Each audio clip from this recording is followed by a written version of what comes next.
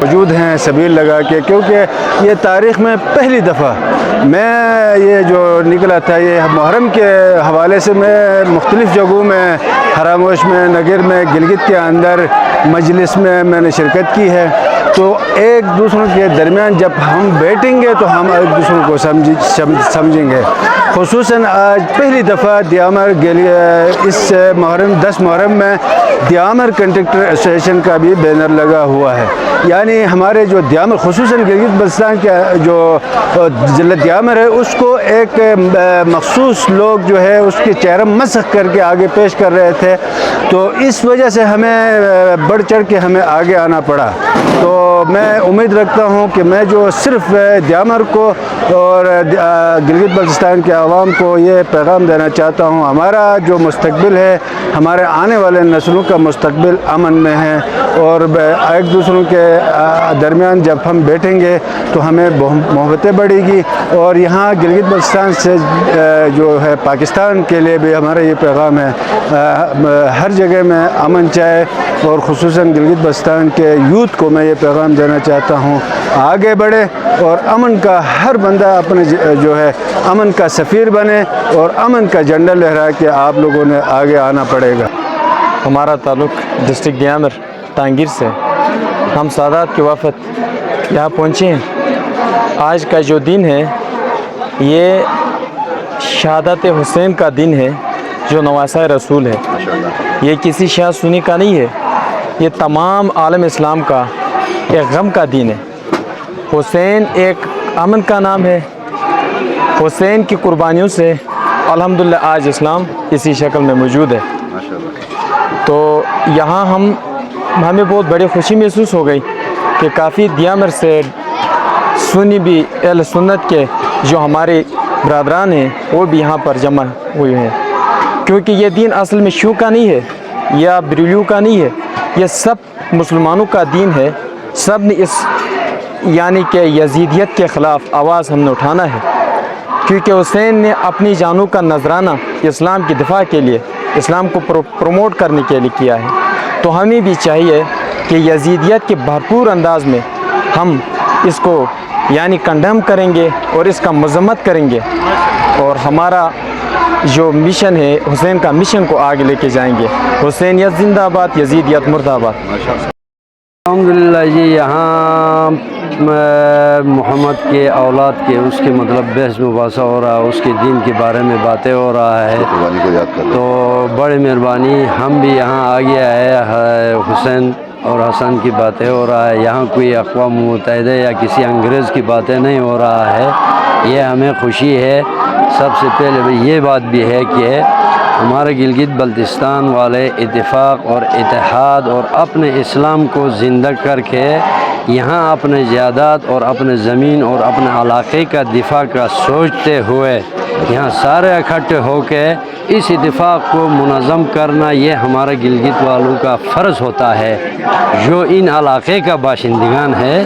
اور ان کو یہ فرض ہے کہ مطلب یہاں اتفاق لایا جائے اور اسلام کو تیز کرا جائے، اور محمد کی جو بیٹے ہیں ان کا عشرہ مباشرہ ہے ابھی مطلب یہ محرم ہے، اس کو زندہ کرنا ہمارا ایک فرض عین ہے اور اس کو ایمان کا حصہ ہے. یوم عاشوراء آج ہم منا رہے ہیں گلگت بلتستان میں. امام حسین علیہ السلام اور آپ کے خانوادے اور آپ کا پورا گھرانہ کربلا کے مقام پر حق اور باطل کی اور یزیدی نظام کے خلاف لڑتے ہوئے شہید ہوئے، اور آج اس دور میں بھی یزیدیت کا دور ابھی بھی زندہ ہے. اس کے لیے پیغام یہی ہے کہ ہم اس یزیدی دور کے خلاف لڑیں اور حسینیت نظام کے ساتھ کھڑے رہیں. اور گلگت بلتستان میں الحمدللہ اس یزیدیت کے نظام کے خلاف پوری مکاتب فکر اہل سنت والجماعت تمام مکاتب فکر مل کر آج کے دن کو منا رہے ہیں، امن کی ترجیح دے رہے ہیں، اور امن کے لیے لازم ہے آنے والے وقت کے لیے بھی محبت اور بھائی چارے کے ساتھ اس کو آگے لے کے چلیں.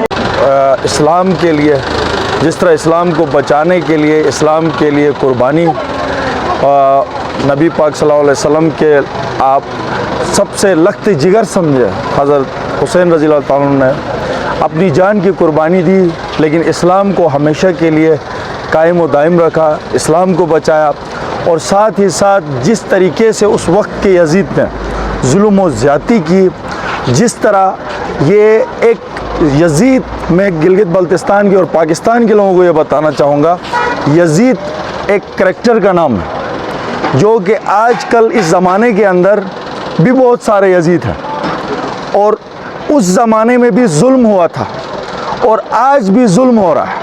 جس طریقے سے ظلم ہو رہا ہے وہ آپ لوگوں نے آئیڈینٹیفائی کرنا ہے، آپ لوگوں نے سمجھنا ہے کہ وقت کے یزید کون ہے اور وقت کے مظلوم کون ہے۔